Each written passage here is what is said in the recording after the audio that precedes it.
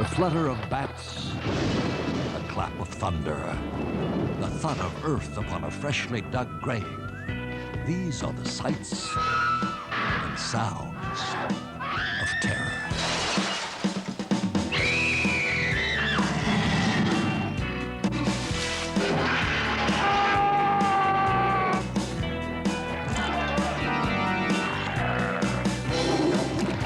It's alive! It's alive! It's alive!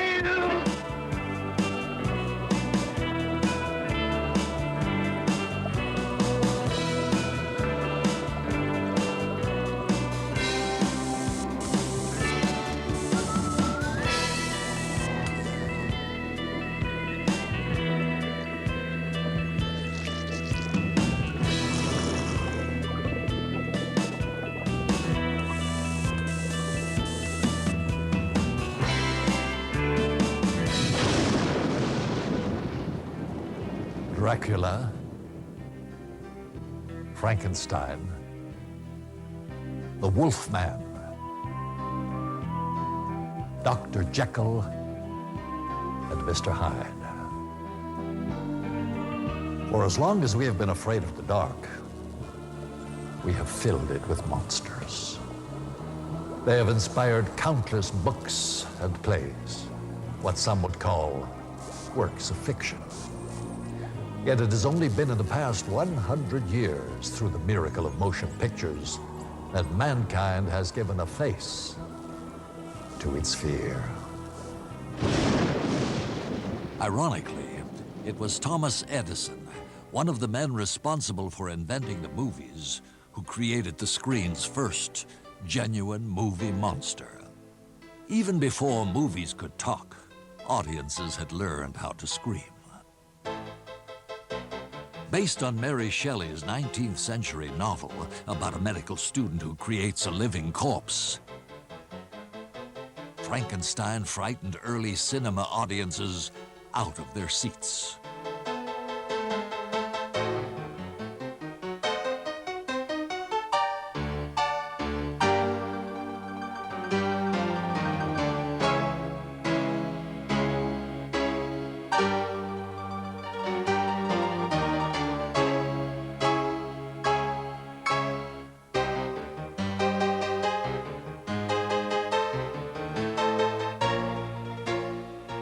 Though it ran just over 10 minutes, Edison's Frankenstein proved that moviegoers had an appetite for terror, and early filmmakers scoured bookshelves for other strange and eerie ideas. Perhaps the most popular of all the early screen monsters was Dr. Jekyll and Mr. Hyde. Based on the novel by Robert Louis Stevenson, the tale of a scientist who seeks to liberate his evil nature was filmed no less than 7 times by 1920. Seen here is the most popular silent version, starring John Barrymore.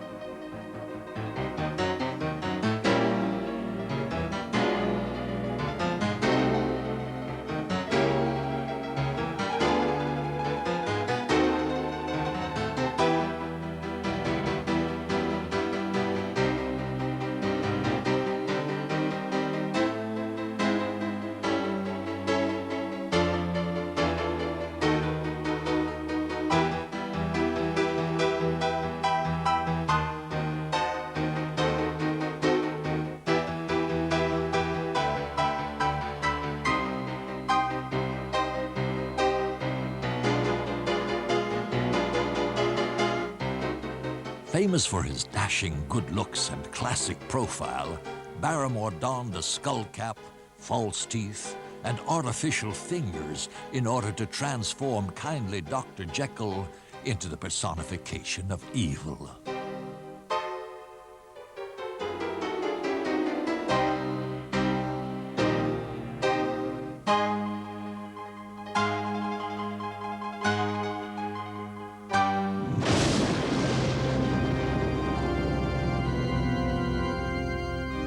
Another classic screen monster to emerge in silent film was Dracula.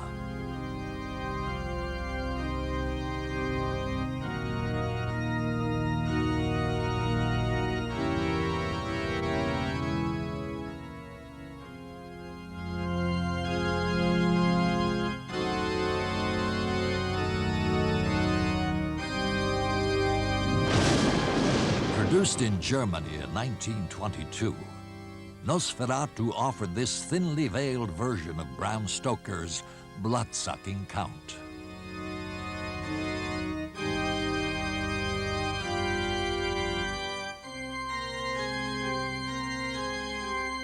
Directed by F.W. Murnau and starring Max Schreck, the film remains surprisingly faithful to the original novel, despite legal restrictions which forced the filmmakers to avoid using the Dracula name.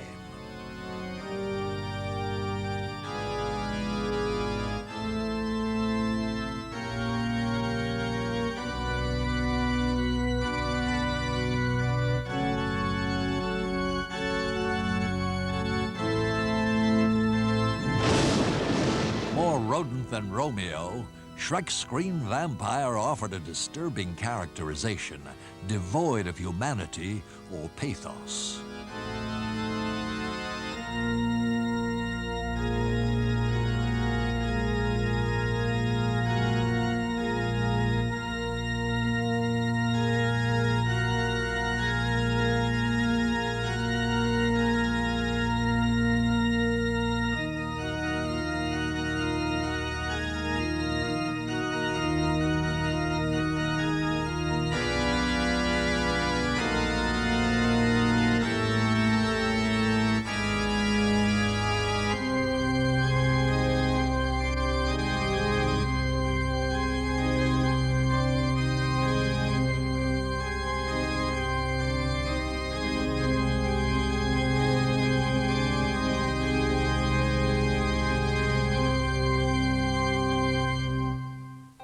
But of all the actors who sacrificed good looks for screen chills, one of the best was surely the great Lon Chaney. Famous for creating elaborate and often painful makeups, Chaney specialized in playing grotesque and macabre figures. Dubbed the Man of 1,000 Faces, Chaney played everything from scar-faced gangsters to deformed cripples. But one of his greatest roles was the Hunchback of Notre Dame.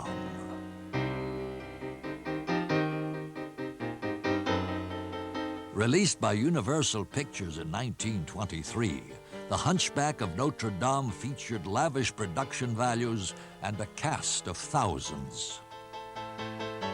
But most impressive was Chaney as the love-struck Quasimodo.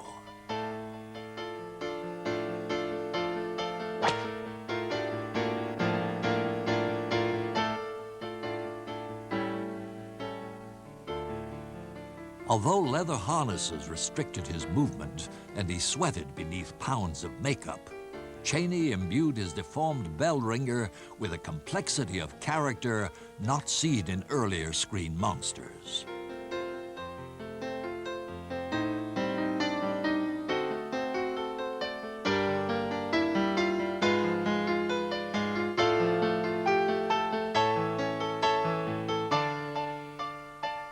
The Hunchback of Notre Dame was an unprecedented hit, and Lon Chaney became the screen's first horror superstar. Equally effective was Chaney's performance in The Phantom of the Opera as Eric, the mask-wearing madman whose obsessive love turns to murder.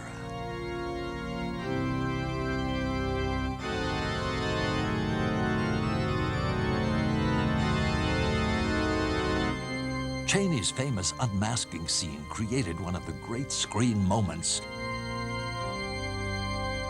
and revealed one of the great screen monsters of all time.